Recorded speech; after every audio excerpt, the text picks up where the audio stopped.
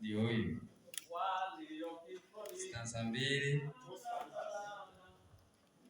Na wazee watatu wenye imani waje hapa mbele ili waombe, kwa sababu ya yale ambayo mmesikia.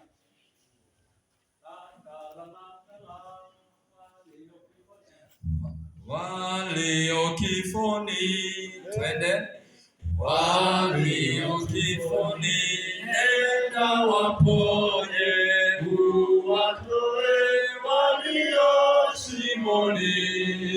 Wanapoanguka uwainue, habari njema uwajulishe.